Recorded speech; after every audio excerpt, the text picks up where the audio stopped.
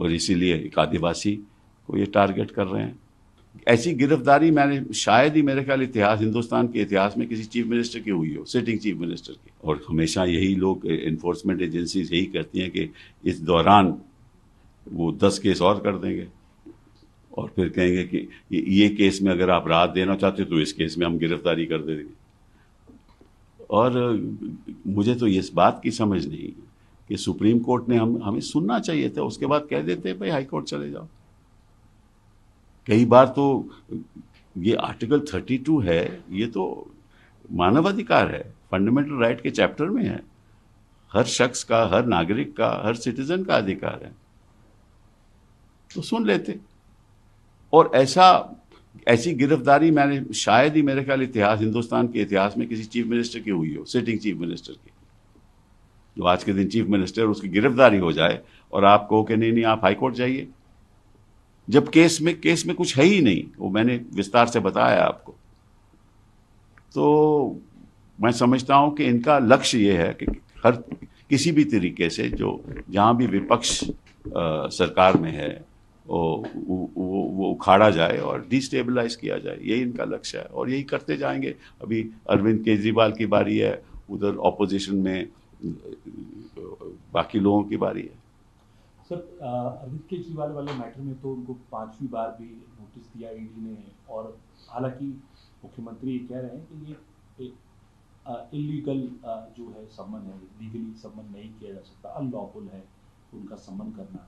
उसको कैसे देखते हैं? और दूसरी बात ये कि जब तमाम जो है मुख्यमंत्री या अपोजिशन के जो मिनिस्टर्स हैं, चीफ मिनिस्टर्स हैं और बड़े नेता हैं, तो क्या कोई पॉलिसी अपोजिशन के लेवल पर, खासकर जो इंडिया ब्लॉक बन रहा है वहां पर भी कुछ बननी चाहिए? बिल्कुल होनी चाहिए। इनको एक तो याचिका इकट्ठा होकर डालनी चाहिए सुप्रीम कोर्ट में कि ये दुरुपयोग हो रहा है, क्योंकि इनके मंत्रियों के खिलाफ कभी ईडी गई?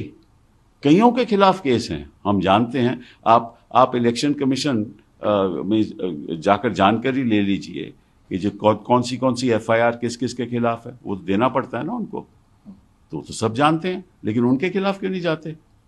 ये तो ईडी को कहो कि साहब जरा इलेक्शन कमीशन में जाकर जांच कर लो और जो भी यहाँ बैठे हुए हैं उनकी ईडी की कार्रवाई शुरू करो। क्यों नहीं करते?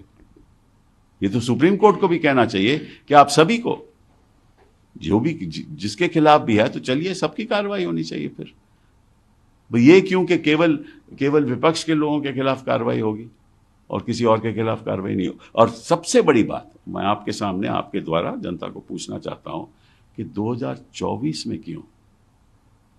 क्योंकि इलेक्शन आने वाला है। ये तो 10 साल सरकार में रहे, तो 10 साल क्या कर रहे थे? 2024 में ये सब हो रहा है ना। वो क्यों? क्योंकि इलेक्शन आ रहा है। अब अप्रैल में इलेक्शन हो जाएगा और ये नहीं चाहते कि कोई भी विपक्ष का नेता जो मजबूत है वो सत्ता में रहे, और इसीलिए एक आदिवासी को ये टारगेट कर रहे हैं। मतलब हिंदुस्तान के इतिहास में शायद ही ऐसा किसी आदिवासी को मौका मिला होगा जो मुख्यमंत्री बना, उसको ये टारगेट कर रहे हैं। ये कितने सालों से चल रहा है कि आप अपनी संपत्ति बताइए, उन्होंने सब बता दी, इनकम टैक्स में सब है, कोई दिक्कत नहीं है। 2007 के बाद इन्होंने कोई संपत्ति खरीदी नहीं, और उसके बावजूद क्योंकि 2024 आ रहा, इन्होंने केस बनाना था, बना दिया। अब हाई कोर्ट में कब सुनवाई होगी ये तो भगवान ही जाने, ये तो उनके ऊपर निर्भर है। आप विपक्ष भी कह रहे हैं कि विपक्ष को एक पिटीशन भी लगानी चाहिए। आपको लगता है इन सबको साथ बैठना चाहिए? क्योंकि शायद ही कोई ऐसी विपक्ष की पार्टी, चाहे तृणमूल कांग्रेस हो, वहाँ अभिषेक बनर्जी के ऊपर केस है, कांग्रेस पार्टी के अंदर। हाँ बिल्कुल है, लालू जी के खिलाफ शुरू कर दिया है इन्होंने। हाँ, तेजस्वी के खिलाफ शुरू कर दिया। ये तो करेंगे ही करेंगे।